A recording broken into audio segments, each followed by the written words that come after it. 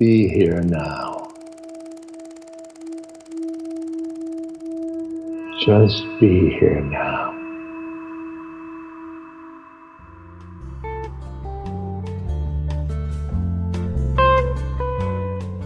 Welcome to Dale Borglum's Healing at the Edge.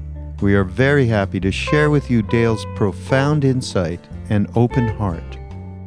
Please go to BeHereNowNetwork.com/Dale to support this podcast. And what I would like to talk about today is faith and devotion.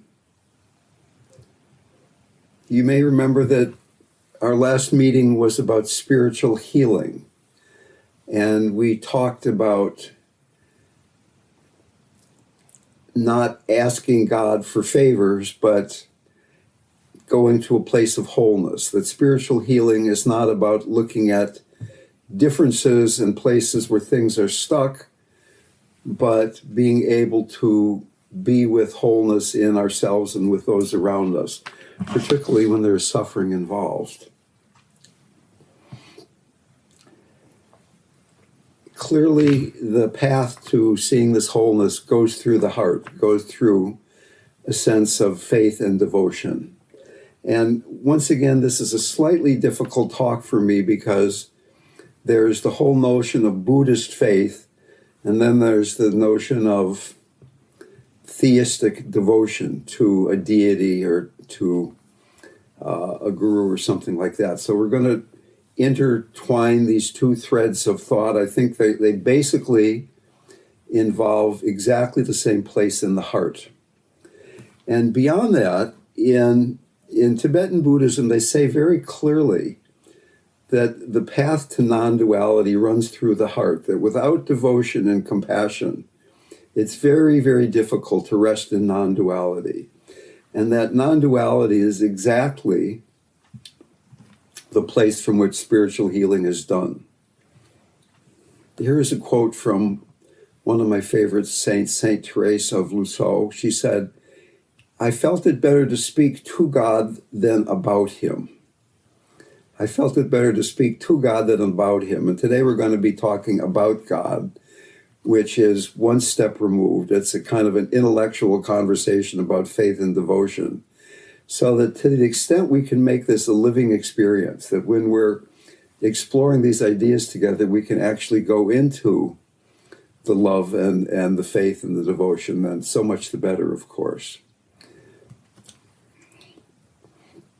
From a Buddhist perspective, we can have faith in the Four Noble Truths. We can have faith in how mindfulness leads to wisdom, which spirals into letting go of self-clinging, which spirals into more wisdom, etc., etc. The Four Noble Truths, as you know, are there's suffering in life. Suffering is caused by attachment. Let go of attachment, no more suffering. And the Eightfold Noble Path is the way to let go of attachment. That's something we can have faith in. If you really look at this carefully, you'll begin to see in your own life that when you pay attention to how suffering arises, wisdom will begin to arise. We can have faith in the Dharma. We can have faith in the path. We can have faith in what Buddha said, not because he said it, but because by investigating it ourselves, it works. So we begin to go from conditioning to longing for love to love itself. The Buddha said that the awakening of faith or devotion is the dawn of realization, like a great life rising and shining within the heart. Without devotion, you're never going to feel any intimacy between yourself and the teaching or the lineage masters.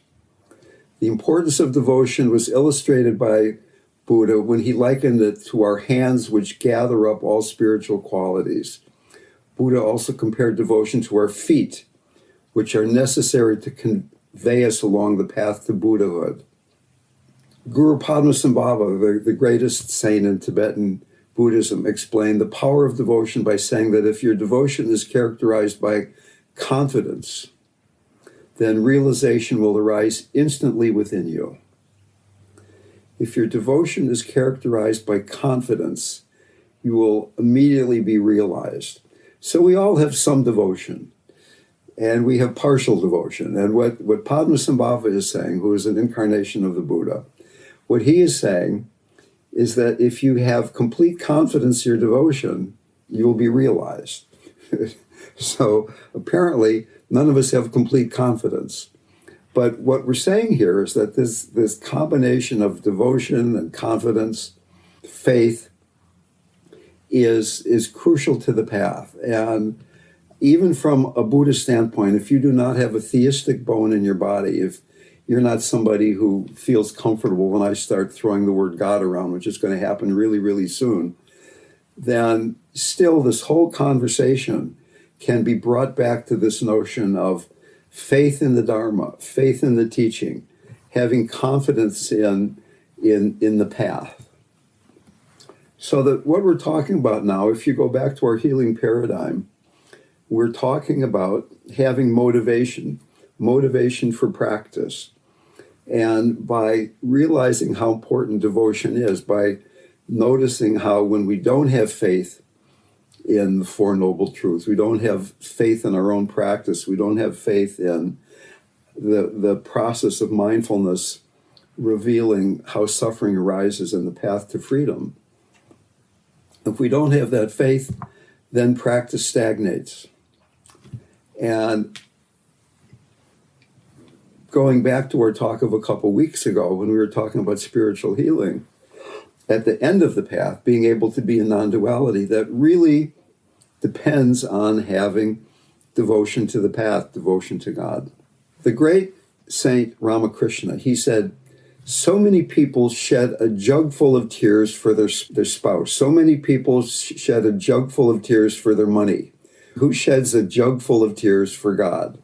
He said, if you were to cry as much for God as you do for relationships and money, you'd be enlightened right away. Right? Very good point. In the Bible, it says, ask and you shall receive. Last week we were talking about not asking, but now we're starting at the beginning of the path, invocation stage, embodied mindfulness. And from the standpoint of the heart, ask and you shall receive. Can we begin by actually having faith that from our heart, from a place of devotion, we can begin to ask for deeper devotion, ask for connection.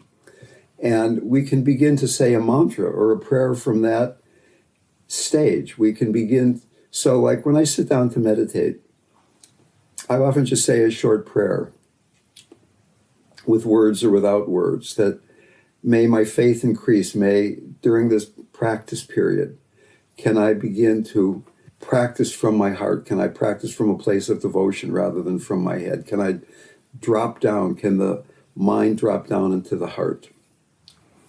So the question is, what do you have faith in? Maybe you have some deep experience of God. Maybe you have some experience of Christ or Buddha, or maybe you just have faith in the Dharma. But to really ask yourself what you have faith in.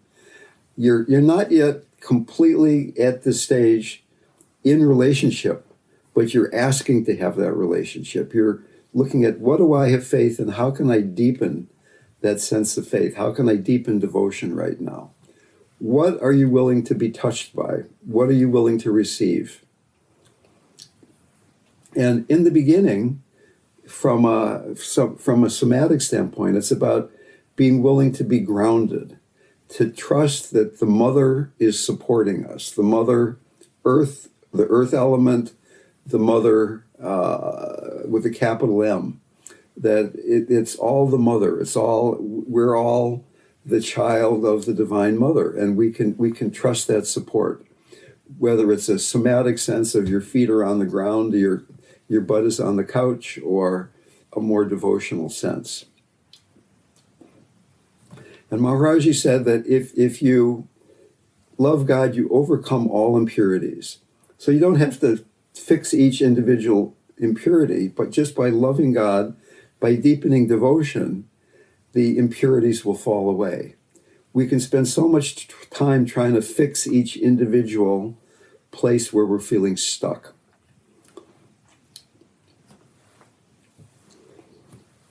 So devotion brings energy and interest to practice. If you really feel a sense of devotion, you look forward to meditating, you look forward to practicing, rather than feeling it's some kind of job or duty you have to get rid of the places where you're stuck. We tend to protect our heart by shutting the heart down. We're resentful of other people, we're judging other people, and of course, who that harms is ourselves. It's not harming the other person. So that can we begin to water the seeds of our innate tenderness? Now we're talking about being centered. Can you really be in your body enough that you have the strength to embark upon this task, which requires enormous courage? What is our motivation? Can we gain confidence in our innate tenderness? Even to the point of feeling gratitude for those of us who are bothering us, for those of us who are problematic in our lives. So if devotion is deep enough, then we will be grateful for the difficulties. So that's the invocation stage. We're reaching out to create this relationship, to begin to have devotion to something. We're motivated. Now we're asking to have devotion. We're beginning to create relationship, but we don't really feel it yet. But as that deepens, then there's this beginning to have this juicy connection. And whether you're having some deity or God figure or guru or something, or whether it's just faith in the Dharma, in the heart stage, the practice is beginning to change, that now we have this relationship going on. And it's like having a lover that's always there. And it's the best lover you could ever imagine. It's the perfect lover because it's everything. It's the beloved can only be everything. And we then have this opportunity of surrendering into love, dying into love. Ramakrishna once again said, devotion to God increases in the same proportion as attachment to sense objects decrease. Devotion to God increases in the same proportion as attachment to sense objects decrease. Now, that doesn't mean we can't enjoy sense objects, but it means we're not attached to them. We're not lost in them. You can still enjoy a glass of wine and a great meal and a wonderful sunset and somebody you love a lot, but there's not the grasping. We're letting go of holding on, and that it tends to then increase the sense of devotion. Oscar Wilde said, hearts are meant to be broken. Do we try to protect our heart? Do we say, my heart got hurt before, I feel this grief, and I'm protecting myself. I don't want that to happen again. But really, the heart is meant to be broken. It's an exploration of again and again letting the heart be broken. And in fact, the Hasids have this wonderful saying that there is nothing more whole than a broken heart. There is nothing more whole than a broken heart. Can we trust the innate tenderness, the innate loving nature of our heart, even though, again and again, we're wounded in the opening because of our conditioning, because of the places where we're holding? In Hinduism, there's this deity Kali, who's my favorite female deity. And Kali is really, really ugly until you love her. And if you love her, she reveals her beauty. Kali feeds on impurity. She feeds on attachment. And as long as that's frightening to us, as long as we're pulling back from loving the transformative, destructive, letting go of attachment, Kali is a pretty scary girlfriend. But when we love that, she reveals how beautiful she really is. So that often In Tibetan Tantra and Hindu Tantra, these deities are described as the wrathful deities, but really a much more appropriate adjective would be fierce. Wrathful implies angry. Kali's not angry in the sense that she's angry at you. Maybe she's angry at the attachment, but it's more this fierce love, this fierce compassion that is devouring attachment if we open to her and yield to that destructive quality. Here's one of my favorite poems by Kabir. "Oh friend, I love you. Think this over carefully. If you are in love, then why are you asleep? If you have found him, give yourself to him, take him. Why do you lose track of him again and again? If you are about to fall into heavy sleep anyway, why waste time smoothing the bed and arranging the pillows?" Kabir will tell you the truth. This is what love is like. Suppose you had to cut off your head and give it to someone else. What difference would that make? Cutting off our head obviously means letting go of attachment to the mind. How much are we attached to the mind as opposed to how much do we have faith in the quality of the heart? How much are we attached to what's going on in our thoughts as opposed to devotion to something that transcends thoughts, that doesn't change? So that as this relationship deepens, we can begin to experience grace in each moment, receive grace in each moment. Ramakrishna said, intense love of God is the only thing needed. And we could translate that into more Buddhist language, that intense love of the Dharma, intense love of practice is really the only thing that's needed. We can have all these complicated conversations about different kinds of practices, but if your motivation is strong enough, if your yearning is strong enough, this relationship will happen. It will purify anything that is still standing between you and surrendering into realization. As the heart stage deepens, as we go into the heart that has the qualities of openness, spaciousness, connectedness, warmth, those are the qualities of the open heart, spaciousness, warmth, connectedness, then in a very natural way, it moves into the tantric stage, the empowerment stage. It's the difference between tantra and yoga. Yoga teaches gradually eliminating obstacles through control. And in the first stages of Buddhism, we're doing that too. We're watching the mind, we're controlling things, we're deepening concentration. In Tantra, we're yearning to connect with everything, even the difficult, even chaos. We're not trying to get away from chaos. And in fact, in Tantra, we can have devotion even to the chaotic, even to the wrathful or ferocious demons. Because the juicier, the more difficult the emotion, the greater the possibility there is for awakening. Can we have devotion even when there is anger, even when there is sadness, even when there is fear? Can we go into those feelings and realize that they are faces of the beloved? So that rather than this more gradual process of awareness and compassion and wearing away obstacles, we're plunging right into the depth of the obstacle and seeing it no longer as an obstacle, but as something that we can merge with, something that we can realize as part of God's face. Confucius even said, everything is beauty, but not everyone sees it. So we're talking now about the difference between regular devotion and tantric devotion.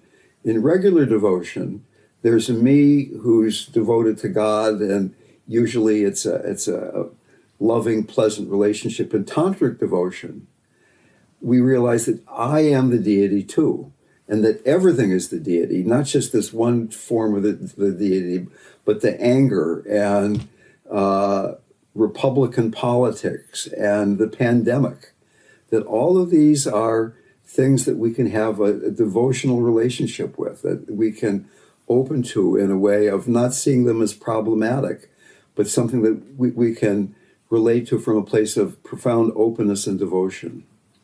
Tantra means to weave, like you're weaving a tapestry of your life. That it's not just the pretty things. It's not just what we see as our practice, but it's everything. Trungpa said, "Don't get into Tantra. If you do, you must surrender. After surrender, there's no hope of survival. No more games to show yourself that you exist. The complete surrender needed is a surrender to groundlessness, no place of security."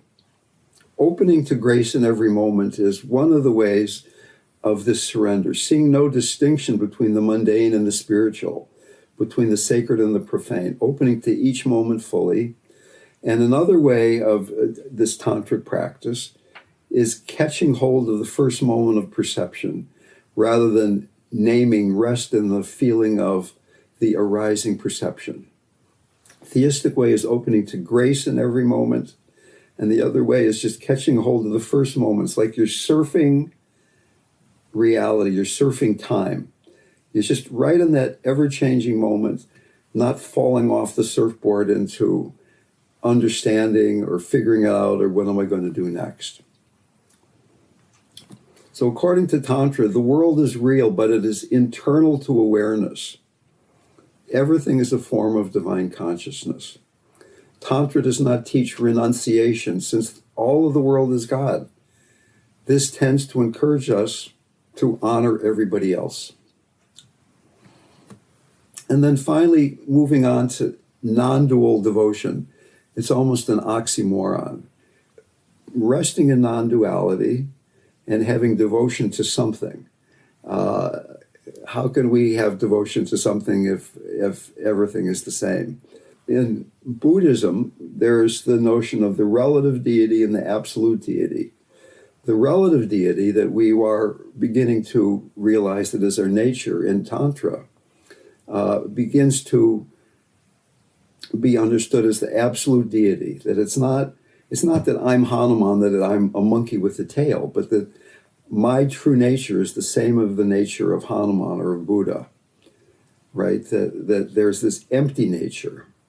As we go more and more deeply into mantra or repeating the name, there's this saying, the whole universe is densely permeated with God's name. That is the Saint Namdev says that. The name isn't just the sound coming out of our mouth, but it permeates the computer screen you're looking at, or it permeates your body or the clothes that you have on. So that finally in non-dual devotion, we completely die into love. Maharaji said, the only thing that's important is how much you love God. Meditate like Christ. Christ was lost in love. He was one with all beings, and he had great love for all the world. He was crucified so that his spirit could spread throughout the world. He was one with God. He sacrificed his body for the Dharma. He never died. He never died. So it's dying into love, that who you and I are, we disappear into love. You felt that at times. I felt that at times. And yet it's so challenging because it's the death of the ego. Any place where we're still afraid of death is going to cause us to be pulling back from this dying into love. And I'm not suggesting that we don't go to psychotherapy or have body work or deal with our obscurations, quote unquote, at times. But can we also explore just this radical surrender into love? This sense that we don't need to ask God for anything other than just glorifying the nature of reality, glorifying Buddha nature. We can spend lifetimes preparing for this surrender. We can get grounded and centered, and we can really deepen our mindfulness, and we can deepen our concentration, and we can work with compassion for all that we see out there. But how long do we do that until we're saying, okay, now I can surrender into wholeness?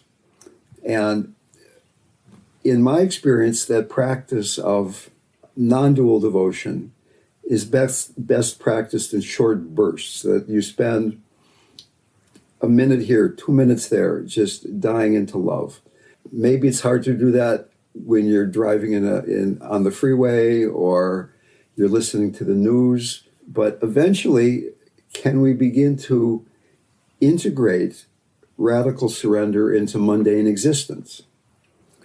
And the answer, of course, is yes. That was a lot of quotes and a lot of ideas. And in my own personal life right now, a couple friends I know are very ill, and I'm also doing this work with seeing wholeness in people rather than fixing them or seeing what needs to be fixed. And it's really the same as devotion, but devotion brought into life, into daily life. I don't know. I'm a very stubborn person, and it's taken me. I'm going to have a birthday in 2 weeks, and I'm going to be even a year older, apparently. I've had the great blessing of being around so many wonderful teachers, the best teachers in the world that I could find. I would go to them. So I'm not pretending that what I'm saying is an easy thing to do. It's a simple thing. Ask yourself, what is important? What is it that you really want? Have you had the experience of resting in that place? And is there something more important than finding out how to be there all the time? To let go of these delusions of separateness and that I have to protect myself, that my heart got hurt because that person wasn't who I thought she was going to be, that he was going to be. Can you have the courage, the lion-like courage, to trust the innate tenderness, the innate kindness of your heart, rather than having to protect? And again, just with the next breath, surrender into that devotion, surrender into that love, surrender into that which you have faith in. So often there's disappointment in that gap between what we want to be and how we're living. And we can get stuck in that gap a lot. We can get stuck trying to fix things. There is a practice called guru yoga, and it doesn't mean you have to have a guru, but that you're imagining perfection in front of you, and you're just merging into it again and again. And can you just imagine merging into that wholeness? Can you imagine that any place in you that feels inadequate is only an illusion? What does that feel like? What does it feel like to surrender? Your body is made out of exactly the same substance as the body of the Buddha. Every cell of your body, a pure expression of consciousness. If our devotion is only to the protective, we're going to have a very difficult time when our lives are chaotic. When the bank account goes shooting down instead of shooting up, when the partner is looking at you like, who the hell are you? Or any of those things, when those things are going on, then that's Kali, that's Shiva. Can we keep our heart open then? Or is the heart only open when the environment is being supportive enough? Can you love the chaos? Can you see that the chaos, if God exists, God can only be everything. It's not only the good stuff. It's also the bad stuff, the difficult stuff, the chaos, the war, the cancer, the destruction. And Kali is showing us that. She's destroying the places where we are rejecting certain parts of our existence as divine. She's saying, you don't think that's holy? Here, I'm going to eat that part of you. You don't think that's sacred? I'm going to eat that part of you. Until then you see that everything that remains is just as sacred as everything else. Which doesn't mean that you don't have compassion for the suffering of other people, that you don't work with places where people are caught, where you still are caught yourself at times. In the West, I think that it's really useful for people to begin to more deeply investigate their relationship with the fierce and wrathful and the transformative and the destructive qualities of the sacred. Tantric devotion and then non-dual devotion can't happen until we feel strong enough and empowered enough and embodied enough to be able to deal with Kali and her destructive nature.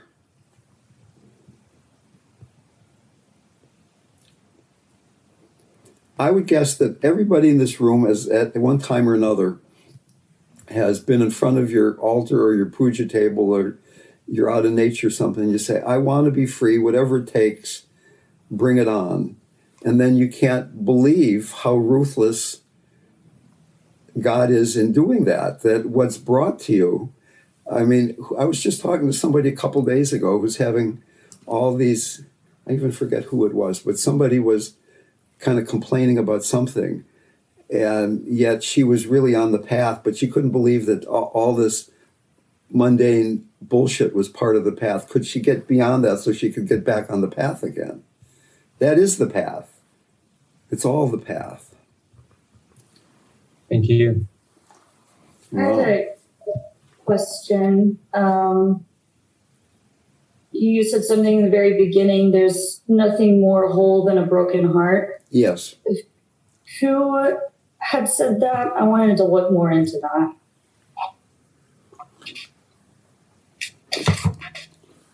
Well, what is a broken heart? A broken heart is one that has broken open, that we're not holding it together. We're not saying, my heart is protected, it's all in one piece, but it's been shattered by our experience. It's been broken by the death of those we love. It's been broken by the finite, clunky nature of having a body that we're dragging around. It's broken by looking at how much suffering we see around us and how much ignorance and aggression there is in the world. So that when we finally allow ourselves to have a broken heart, then it's whole. As long as we're not wanting it to be broken, we're not really being with the entirety of the heart. Broken doesn't mean something's wrong with it. It means it's broken open. And in fact, several teachers say very directly that in those places where your heart is broken, there God can enter in. It's in the broken places. It's in the cracks that God enters in and becomes alive. As long as the heart is one big piece, there's not a space for the sacred to enter in. So, I mean, it is a slightly misleading metaphor. Broken sounds like it's a bad thing, but it's cracked open. It's not protected anymore. And it's willing to be broken moment to moment to moment. I mean, right now, I had high hopes for today's talk, and I felt it was a little bit mindy. I didn't feel my heart as much as I would like during the talk today. I'll admit that. As I say that, as I feel that, can my heart break a little bit? Can I realize that, okay, some days my energy's this way, some days it's that way? Just being in this room, some of you have been here for the last year. We've been doing this since March of, just when the pandemic begun. And I know some of you quite well. Some of you a bit and some of you not at all. But I know a lot of stories about what's going on in the lives of people in this room. Can I remember that people have their parents dying and their houses almost burning down and their children dying and all the different things that have been happening, and let my heart really break and break to my own finiteness. So right now, can you just do 20 seconds of Guru Yoga? Can you imagine in front of you is the deity? Because it's everywhere. And as that's in front of you, can you feel that awe and wonder and connection? And begin to realize that your body is made out of exactly the same substance as the body of the Buddha, the body of the Christ, the body of the Mother, the body of Kali. You are Kali, you are Shiva, you are Christ. And just do that again and again, 100 times a day. And then starting to see other people. Hi, Dale. Yeah, John. Hi. Thank you. It's interesting, your last comment and what you said before about seeing the divine in others, the teacher in others, and so on. And I think as a Western person, I had this habit of idealizing teachers as if they had something that I lacked, and that was part of my devotion. Right. So that's not just on the spiritual path, that's also psychologically. I did that with other people. I would kind of hide myself and elevate them. So there's like a fine line there for me between thinking I lack something and seeing the divine in someone else and actually embracing that sense of everything and everyone as a teacher. When you say it, I don't experience that in a certain way because I feel like you're talking about what you see. And that's because I'm so neurotic, you don't look up to me. No. It's because you don't hide. You don't hide who you are. You speak from a sense of wholeness. So anyway, that's... So once again, there are stages to devotion and to practice. And my experience is that people's relationship with the spiritual path is fairly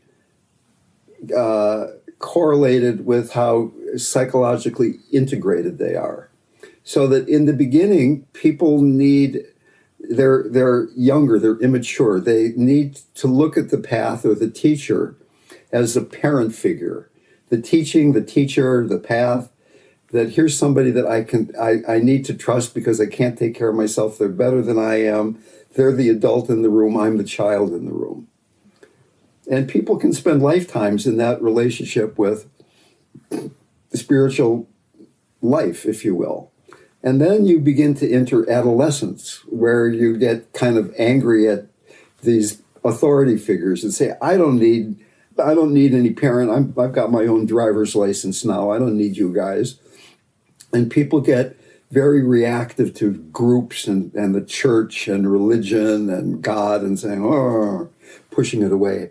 And then finally you become an adult and you don't need to push it away, but you don't see it as something that's greater than you.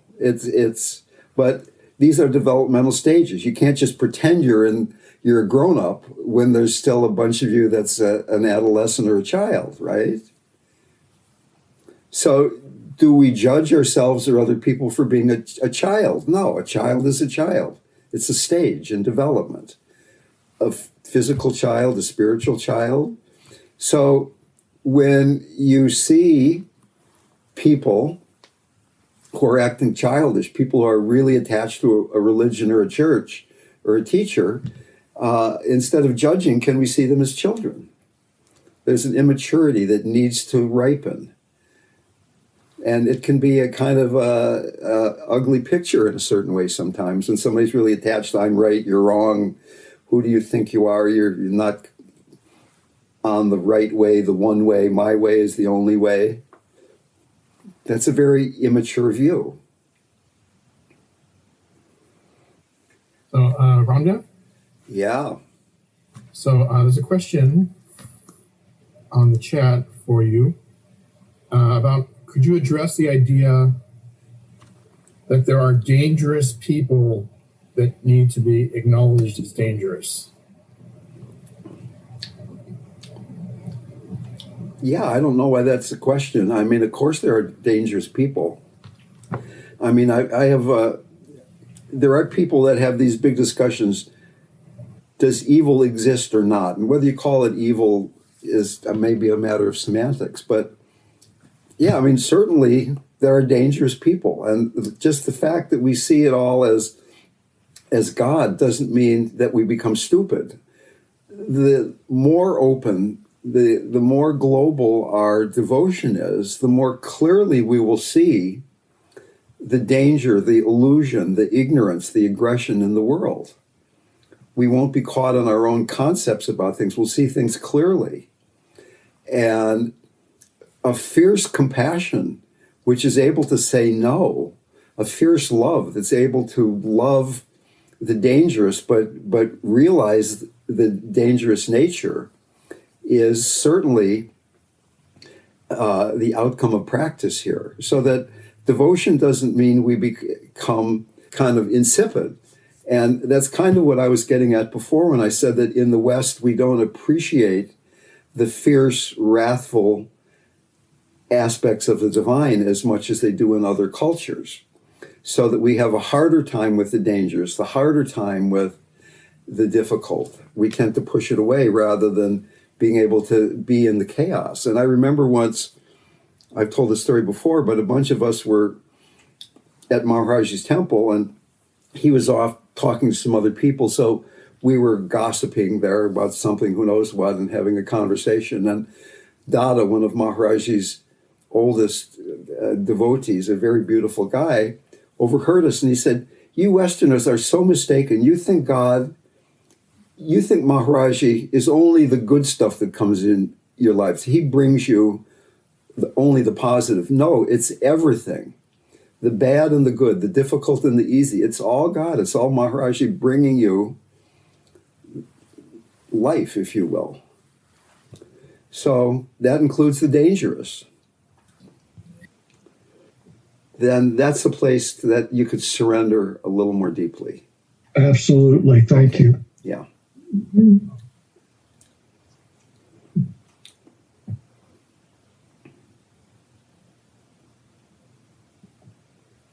Okay, why don't we do a guided meditation for 20 minutes? Please begin by examining your motivation.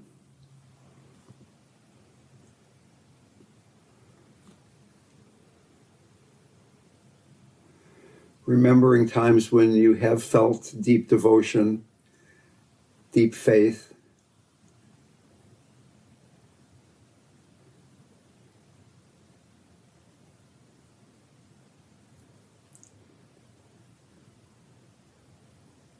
What it was like to be resting in faith, and how again and again our need to understand and improve pulls us out of trusting this resting.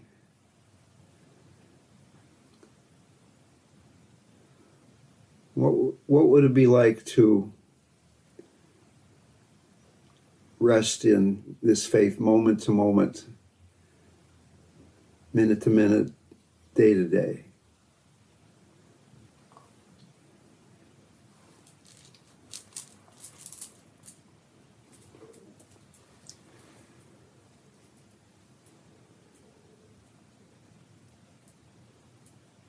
And with this motivation, then please invoke that which you trust. The deity, the Dharma, your own true self, Buddha nature,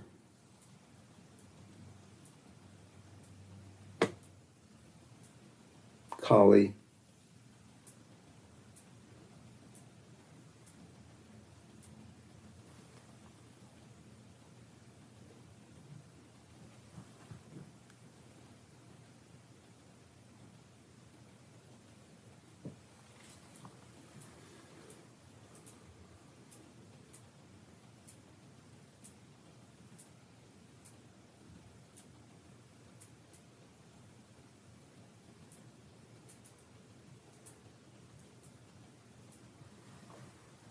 letting this trust deepen and allow you to be with the experience as it arises moment to moment, whether it's pleasant, whether it's chaotic, whether there's anxiety or agitation.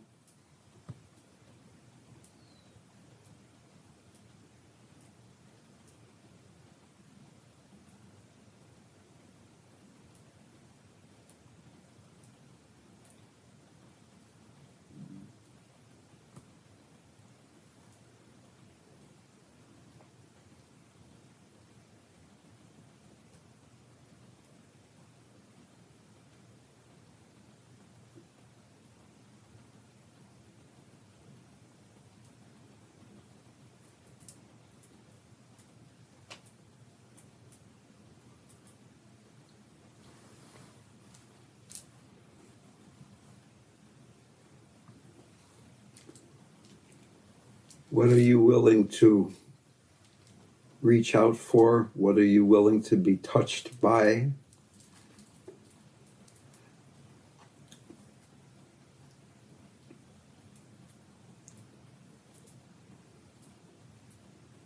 Being willing to receive love, grounding, the mother, support, nourishment.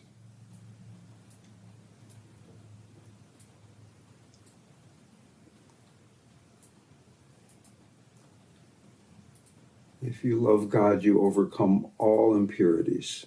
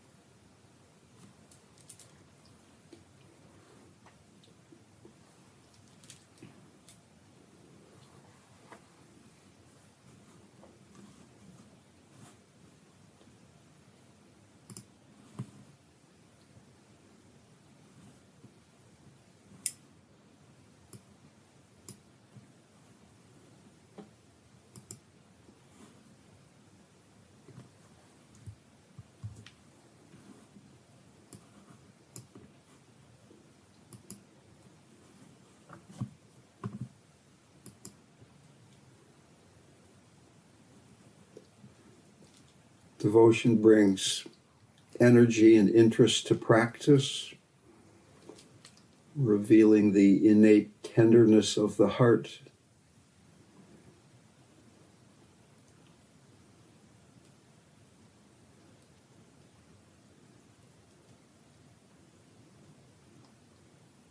There's nothing more whole than a broken heart.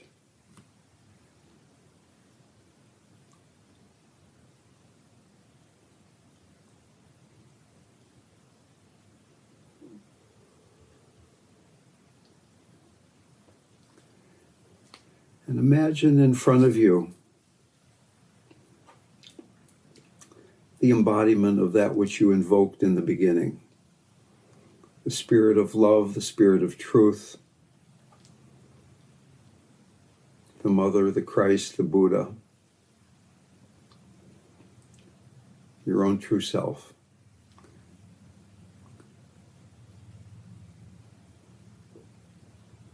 This being is made out of pure consciousness, radiant golden light.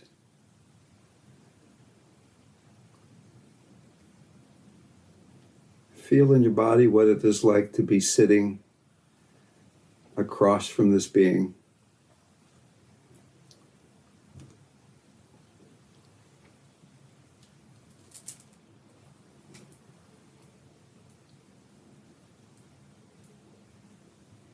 Feeling deepening love, devotion.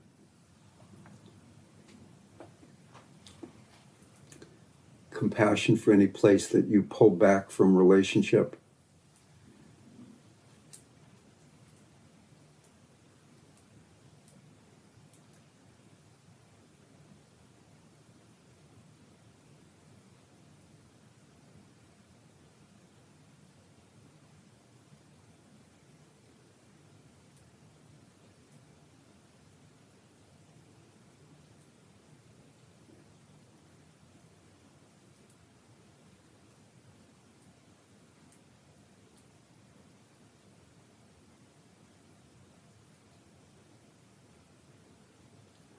And out of the heart of this being comes a ray of golden light into your body.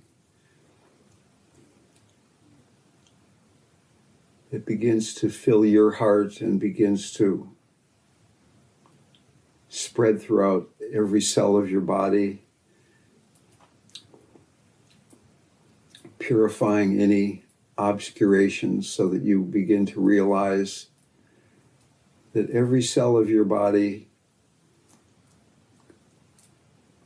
is made out of exactly the same substance as the embodiment of that which you invoked.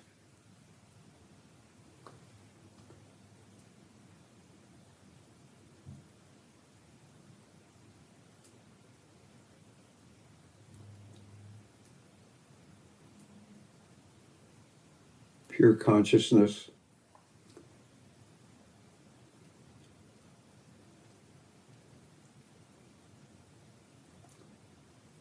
Boundless heart, boundless nature.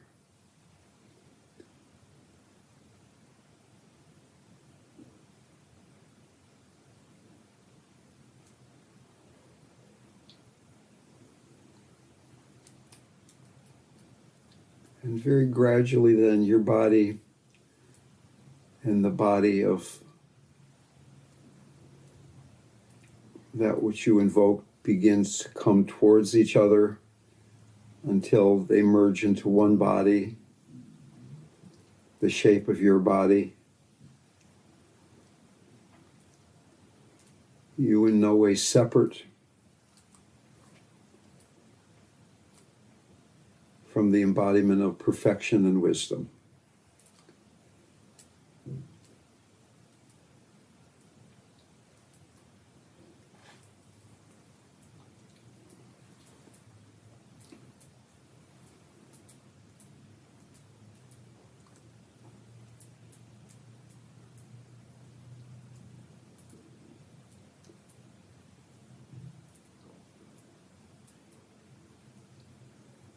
And then gradually this body itself begins to dissolve into spaciousness.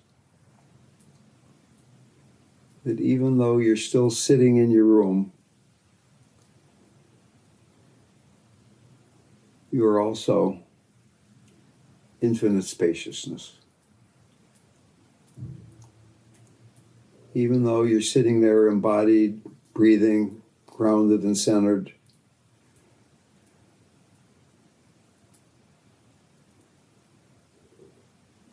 you feel all the universe. Consciousness inside your physical body,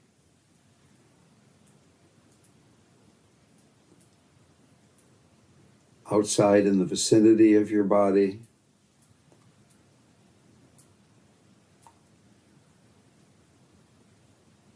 filling the room in which you're sitting.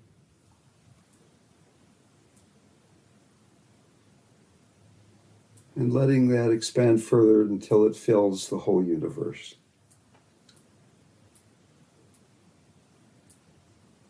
At one and the same time, finite and infinite, human and divine. Not lost in either the dual nor the non-dual.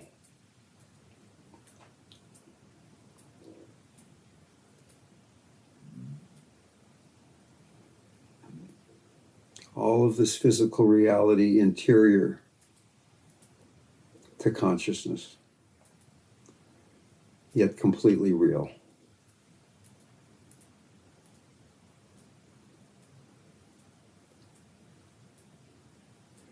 In this openness, there is naturally arising compassionate activity. Any place where there is discomfort in the body or in the mind, any place that you know there is pain in others, the devotional, open, compassionate heart meets that experience. Compassion supporting this open devotion so that suffering doesn't automatically cause the heart to close. The heart can remain broken open, even though there is vast suffering on this earth plane.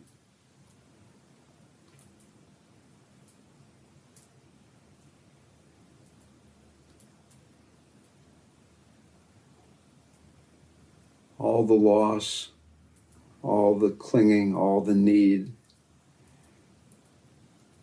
all the death and destruction, the chaos, as well as the beauty, the generosity.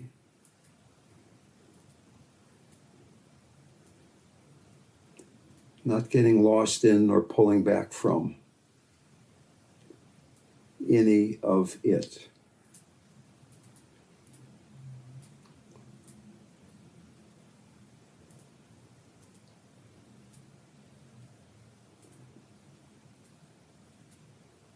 Floating easily in this profound simplicity.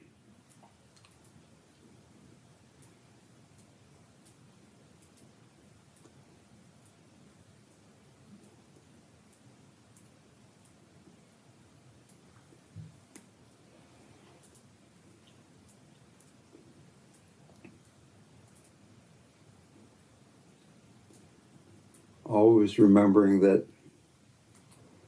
your body and the body of the beloved are one body. There is no impurity beyond impurity and purity.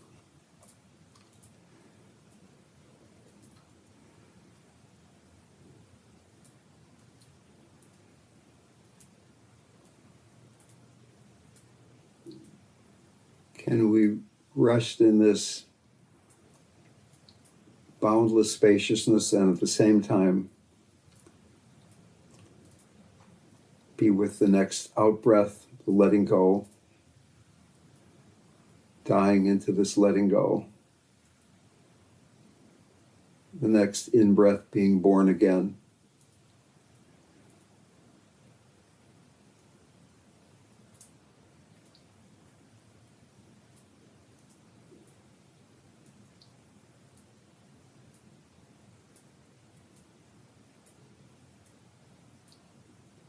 Compassion for self, compassion for all other beings.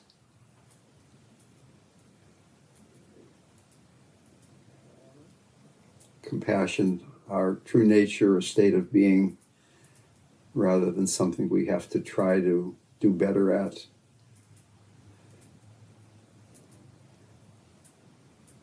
The natural expression of this innate openness.